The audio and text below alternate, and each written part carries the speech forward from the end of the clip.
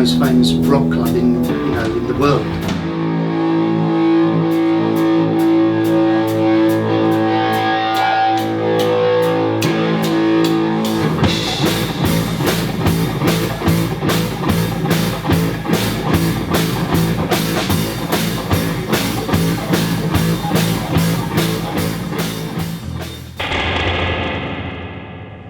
We're outside number 90 Wardour Street, the old entrance to the Marquee Club. The famous sticky floors, the repulsive toilets, and friends we all made for life in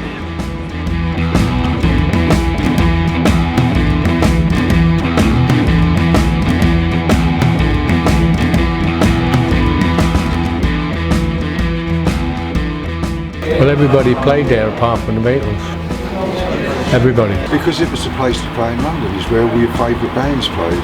So if you was a music fan, you wanted to play it because you'd seen all your favourite bands there. And it was just real, and it was basic, but it's what the aura that came out of it. It was just a friendly, easy place to go to. No airs and graces, sticky carpet, pound a pint, that kind of thing. So yeah, I think that's why it was so popular. But there's literally nothing of that kind of scene for smaller bands to start and bigger bands to come and play little gigs there. Yeah, it's really, I think it's really sad. This is why people still remember it, because I think literally there's been nothing like it since.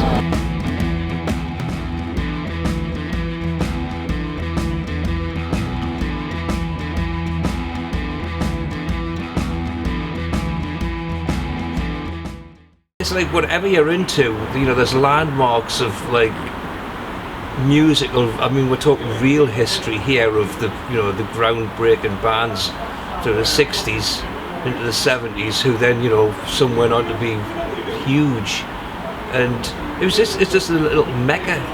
Some things have their X factor of why, but you think you're seeing the Who there. When they ripped it out. If someone had some thought, if I was the builder, I would have kept the stage. I mean, you imagine the DNA that's in that stage. The Marquee Club in London has been heralded as iconic because of the sheer number of successful acts that played there.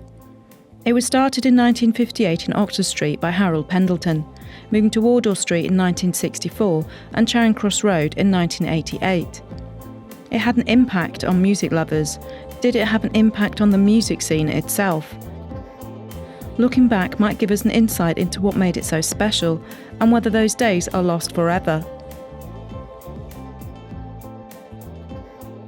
It seemed to be full every night. It seemed to be everyone I know down there, and I was dying to play it, and eventually we did play it. When I came down from Glasgow, and I'd known it as the legendary Marquee, and you'd see all these bands, in sounds and stuff that were playing there. And I remember first joining a band called Monterey, which was really for those few years, which are the Marquee years. But I think we might have even been called Empire with a Y at that one point. And we supported Becky and the Bombshells at the Wardour Street Marquee, and I think Dumpy's Rusty Nuts as well, and a few things like that. And then we had this crazy summer where we did the two of the three Guns N' Roses.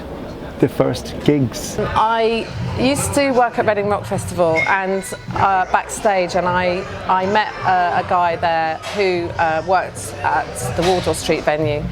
And he used to work on the back door. So me and my friends, we used to, by his direction, go through the NCP car park next door and climb over quite a high wall, drop down, and then he'd be there to meet us, and he'd let us all in for nothing. Baz Ward, a road manager for over 50 years, started going to the Marquee in the 60s and began working with English band The Nice in 1967. They'd had a residency at the Marquee prior to a tour in America and played again on their return. We broke the house record, and that'd never be broken because not long after that they built the bar, because there didn't used to be a bar in the Marquee. They didn't build the bar till '69. And then when the Nice split, I did Eric Clapton's band, Derek and the Dominoes, and he did the Marquee doing 2 shows. And my kid brother came down from Liverpool. And he saw this scruffy geezer carrying this guitar, and he said, "What's he doing carrying the guitar?" I said, "That's God, that's himself." And there was 2 shows, and in between the shows I went to the gents, and there were 2 guys lying on the balls on the top of the gents trying to get in for the second show, but they didn't.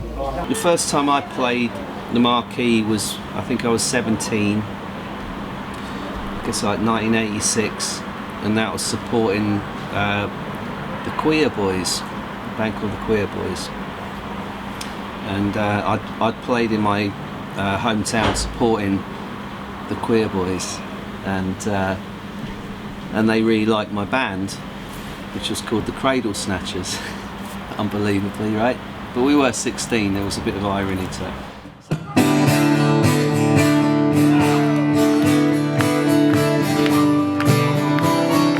We got a call from a guy called Adrian Purser, who was Queer Boys' agent, or he was looking after the guys. He said, "Do you want to play in London?" And I was like, "London, yeah." Marquee, and it was like, I mean, that was kind of beyond what we'd even thought about, you know what I mean? We're from Bedford, you know what I mean? No one in Bedford ever gets to play the Marquee. It was a big thing, you know what I mean?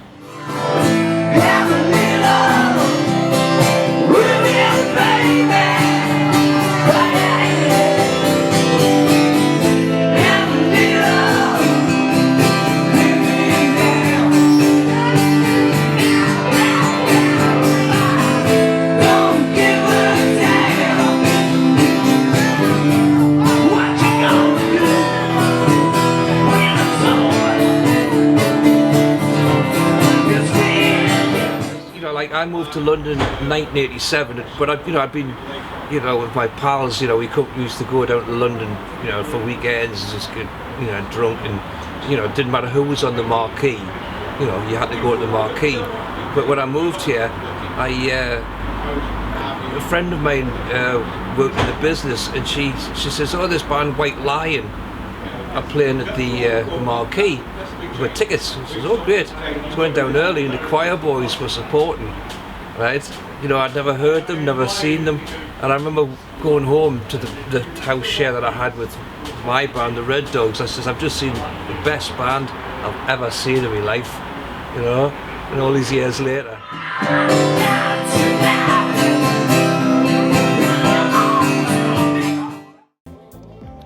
The Marquee was a meeting place for performers and those involved with live music. A network formed around it for the musical community and its fans, including nearby bars and clubs like the Ship and the St. Moritz.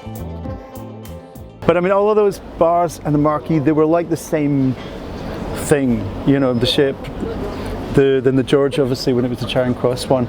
It was just the same people, it was the same scene, so you just felt like you were part of this world, which is really, really nice at the time, I bumped into Fish there a few times, because Fish was a fair regular with touring. Who else used to be there? Like Ozzy, Geezer Butler, Noddy Holder, all in one night. So stories, with Noddy and Ozzy at the bar were something to behold. If I could remember them, they'd probably be libelous, and I couldn't tell them out loud anyway. That was pretty impressive. You never knew who you were standing next to, so you could be standing next to Gary Moore or somebody like that, and then behind you could be a journalist, and next to you could be an A&R man. It was one of those places where the people made it, I think. The Marquee was a club, and you were part of the club, and you could stand and talk to Long John Baldry and not have any apostles, or with Keith Moon or Keith Richard. There was no superstars. Can't you be a superstar, I mean, the guy you're talking to, he's the drummer with the Who, it doesn't matter. The Marquee was in a central position in London, not just among bars, but also Denmark Street just up the road, famous for new and second-hand musical instruments. But this wasn't its only benefit.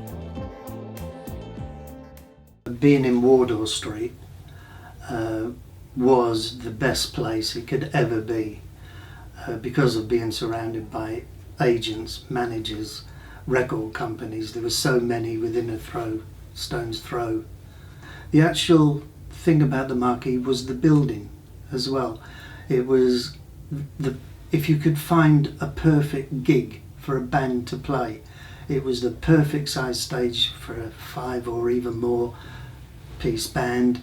It was a perfect size for what we were allowed, 400 people, but I never really stuck to that, but I can say that now because the fire officer don't know where I live. The size of it, the acoustics were perfect because the ceiling was a perfect height. You never really had a bad sound. It was just the perfect room to showcase a band for a record company. It really was the best place to go if a record company was interested in you. Intimacy did play a big part in that, because you could actually touch the bands and things like that, and nobody really cared. It was all one big, it seemed like one big happy family sort of a gig, because everybody got to know everybody at the time, in the 80s anyway, and the contact with the band and the crowd made the crowd react as though they're a part of the band. So they would go and buy albums as soon as these people had got a product out. They'd be there buying it. But the intimacy and the heat, I mean, I remember Fish standing on stage once, and he just said, he looked around and he said, look, he said, the walls are sweating. And it really was, it was just condensation, just dribbling down the walls.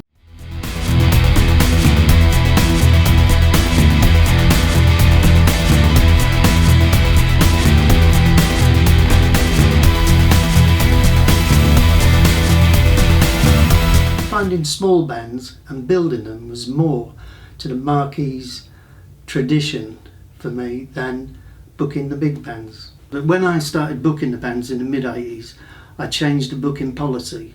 There was a policy where a band could only be booked by an agent or an agency. Well, to me, I think you had a lot of young bands coming through who didn't have anything, and most of the young lads were on the dole as well, you know, so they were up against it. So I cut all that out, and I just, if I liked a band, I booked them, and I rebooked them, and I kept pushing and pushing until they actually done something.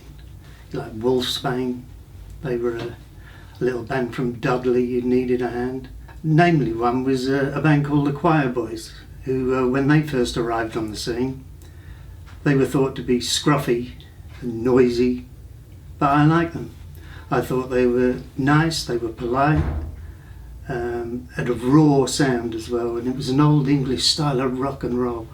So I kept on pushing them until they eventually headlined, sold out, a couple of nights, sold out, put them on the Reading Festival a couple of times. The next time I saw them after that was in the Tokyo Dome, supporting John Bon Jovi. The first time I remember we done 2 nights of Sorting It Out, and I remember coming round in the queue up to the shit, and I thought, oh my god, that's incredible, you know? Yeah. Payday. Yeah.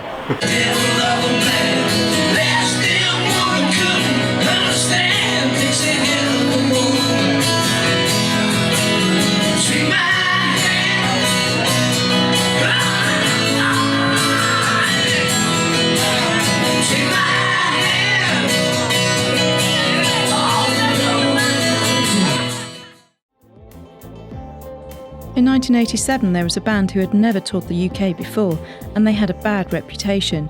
Would they play the Marquee? I was told not to book them by more than one person because they carry guns, they take drugs, they drink a lot. There's always lots of violence going on. So I booked them for 3 nights, and that was Guns N' Roses. It was a strange booking because I booked them for 3 nights in a space of 10 days, a Monday, a Friday and a Sunday. We did the first and the last, and Little Angels did the second one. Someone sent me a poster, and it was 2 nights Guns N' Roses. I'm on the same poster supporting Tiger Tails. So I'm like, there's me on the same poster, Choir Boys, Guns N' Roses. and they were rehearsing at John Henry's where I was working. And they went down, they were doing the Marquee, and I said, well, you need to get in there, you know, round about 3 o'clock, because you can't get round the back, because all the cars will be parked up. So they went down, and of course they hadn't eaten. So whoever was with them decided to take them for a curry. And they'd never had a curry before. So you can imagine the state of the dressing room. It was full of vomit. They were throwing up all over the place. It was crazy. Things like that stick in your mind, you know. The first one was bizarre because they weren't famous yet, and they came over and it was rammed out just from the pre-publicity. And people didn't really like it. They got a terrible review in Kerrang, really famously. They got slagged off. And then they did the second one with Little Angels, and the third one was like a Sunday night, and it wasn't even sold out. When they'd done the Sunday night gig, they came off the stage. Slash was being sick in the sink. Axel was flat out on the floor, and so when I came backstage, and all the crowd are going nuts, waiting for, you know, more songs to be sung, and I just, get up off that floor, you Yankee pussy, and get back on that stage, and they did, and it was great. But for some reason they were being really arsey to us, and they sound checked literally up until the time that the doors opened. Well, actually, not really sound checked. Slash just stood on the stage and just messed around until the doors were open, and then so we couldn't get a sound check. So we just had to chuck our gear up and then sound check when the people were coming in. And then after we played, they threw all our stuff out the dressing room, and it was just, they were really, really arsey to us. And then our bass player let down the tires of their tour bus, which was parked outside the Marquee. And then we scarpered, because I remember I was at the bar just chanting to someone, and they go, we've got to go, and go, why? We've just let down their tires, we've got to go. So we all just jumped in whatever and buggered off, you know. So, and then, you know, a month later or something, the album came out, and we were all like, God, it's really good, isn't it? And in about 18 months, they became the biggest rock band in the world at that time. Only 1 year later, the beloved Marquee in Wardour Street had to close. The building was beyond repair and condemned. New premises were found on Charing Cross Road. It would be a larger venue on a busier street. Had it lost some of its charm? We closed on the 31st of July 1988, and we opened Charing Cross Road on August the 16th. I did book an opening act for Charing Cross Road, quite a big one actually, and Jack Barry was going nuts because I wouldn't tell him who it was. Now, he was the boss, he was the managing director, but I had an agreement with the agent John Jackson and the band, and we were the only people that knew who was going to play the opening night of Charing Cross Road. But so I had to tell Jack about a week before, because I'd already rang Jeff Barton at Kerrang, Carol Clark, Melody Maker, Valerie Potter at Metal Hammer, and told them it was going to be Kiss. So that's who it was, and it was quite a big night. And as for it being a secret, well, it wasn't really, not because Kerrang put it inside front page and things like that.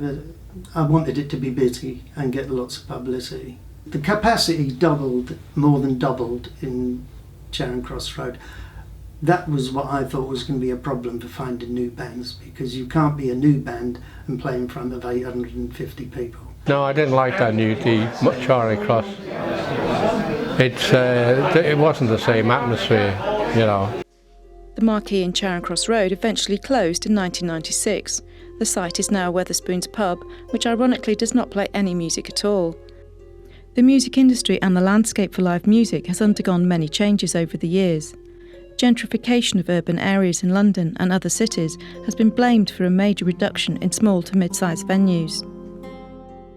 I always imagine some guy in an office somewhere that knows nothing about anything apart from, you know, zeros and ones, making these decisions that can just, you know, take away 50 years of culture because he can make an extra 10 grand a year selling this on as a flat or as a restaurant or whatever, with just no respect.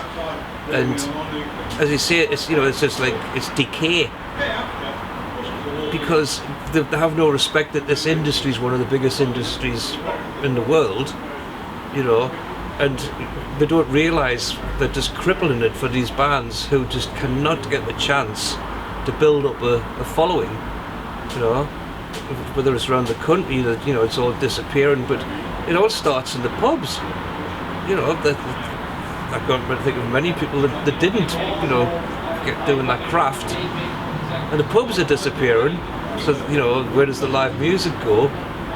And, you know, I lived in London for 26 years, and it was just marvellous. You go to the West End and the whole scene and all the bands and the fans and, you know, everybody putting their flyers out, and it was just a completely magic time, you know. So it's a real shame, but what can you do, you know? The decrease in places to play is not the only modern drawback for musicians. Younger musicians, understandably, their attitudes changed because they've grown up with the internet and, you know, social media. I mean, you know, when I was 16, 17, you know, the thought of making a video, you know, you would save up forever to go to someone's shed to make your demo. You know, if you've got an iPad now, you can do it. So, you know, I don't know if it's a bad thing or a good thing. You know, I think it's a good thing because the technology is there for people to work with, but it's taken the struggle away. Not that I want people to struggle, but it's like any apprenticeship. You know, you just don't walk into it, you know, without having to graft for it, because when the chips are down, you don't know how to graft. You know, it's like a band like us, you know, my age and our age, the touring is grueling. You know, and you know, you always get people say, "Oh, it must be easy for you." Well, say spend a month with us, but that's from 40 years of doing it. You know, if you just wandered in now, it would kill you. New bands, they can get like 1 million followers, but what does it equate to? It doesn't equate to anything, does it? It's not something you can actually. It's not quantifiable. Is that the word? Yeah. It's you know, you can't actually prove that it actually means anything. The only thing that means anything is that every time you go back to a venue, there's more people watching you, coming to see you.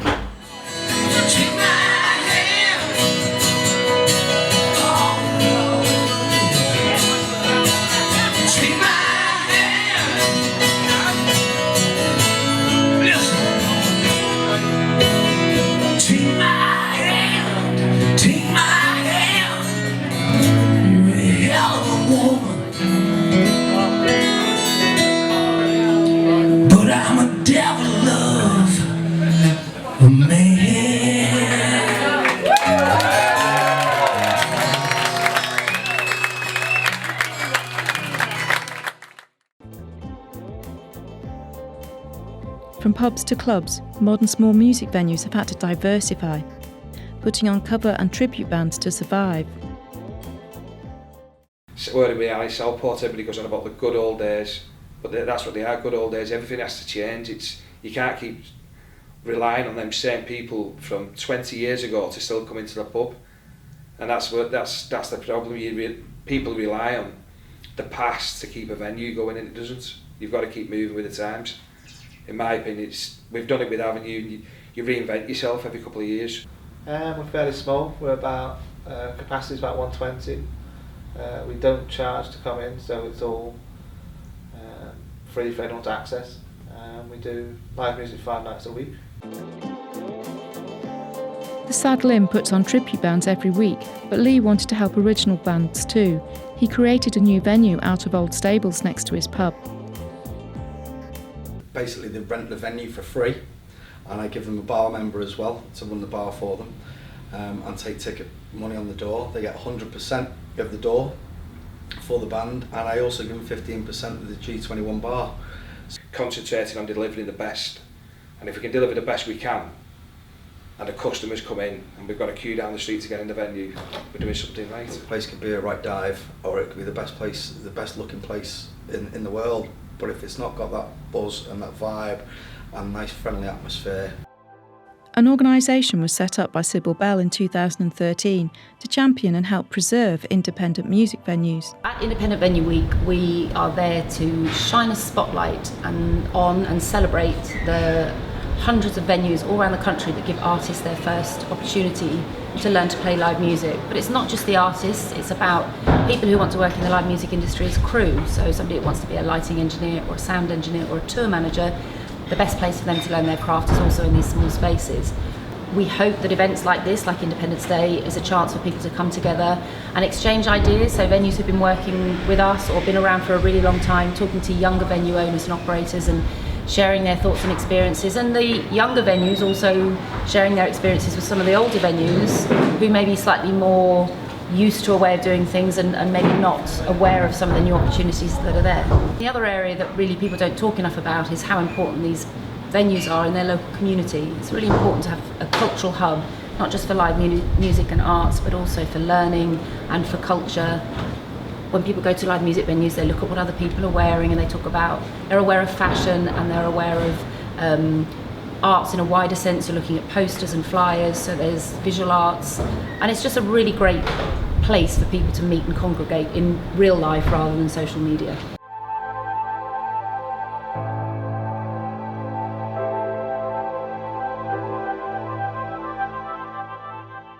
I think what makes an iconic venue beyond just the artists is the staff who care, where a venue is really well run and people are well looked after, and it's busy all the time with gig goers. It doesn't need to be about profile or numbers or fame or fortune. It needs to be somewhere that's really valued in the community. You can go to the same gig in the same venue, watch the same band with the same audience, 2 nights on the trot, and they will be completely different nights, and I think that's the magic. Many small music venues have been lost, including the unique and legendary Marquee Club, where the musical community would come together. Small venues offer an intimate atmosphere that creates an amazing experience for the audience and performer. Even though times change, the memories last and the music plays on.